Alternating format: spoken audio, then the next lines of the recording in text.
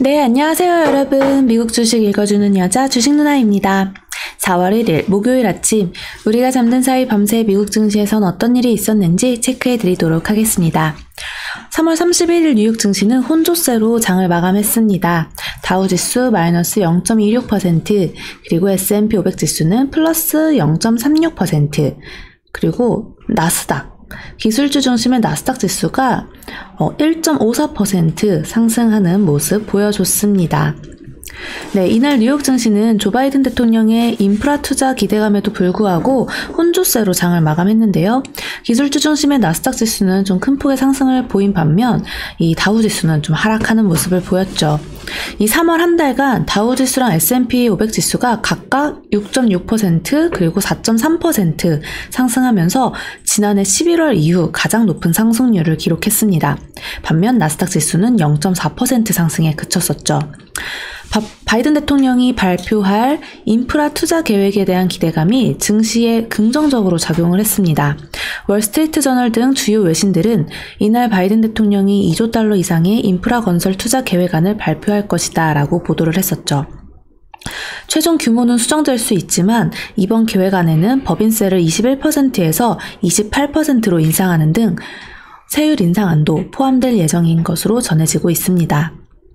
공화당 미치 메코넬 상원 원내대표는 바이든 대통령의 2조 달러 규모 인프라 정비 계획에 대해 지지하지 않을 것이다 라며 반대 의사를 표명하기도 했습니다.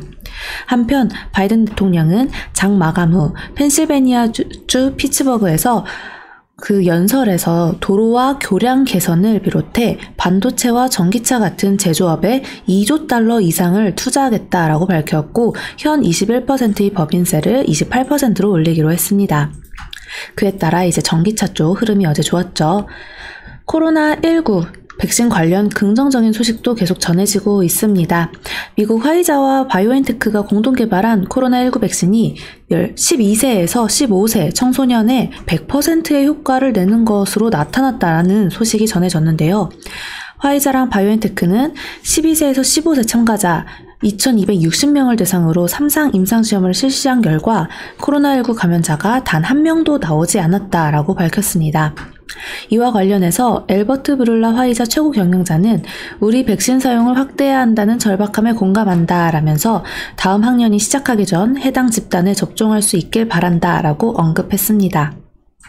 다만 코로나19 3차 대유행 우려가 지속되고 있는 점은 증시에 여전히 부담으로 조금 작용되고 있습니다. 프랑스는 일부 주에서만 시행하던 봉쇄 조치를 전국으로 확대하고 학교를 3주간 폐쇄하는 등 봉쇄 조치를 강화하기로 했습니다. 마크롱 대통령은 프랑스 전역 비필수 사업장은 오는 3일부터 문을 닫게 될 것이라면서 학교도 3주간 폐쇄한다고 밝혔죠. 또 이날 미국 발표된 주요 경제지표는 조금 엇갈린 모습을 보였습니다. ADP가 발표한 미국의 3월 민간 부분 고용은 51만 7천 명 증가해서 지난해 9월 이후 최대치를 기록했습니다.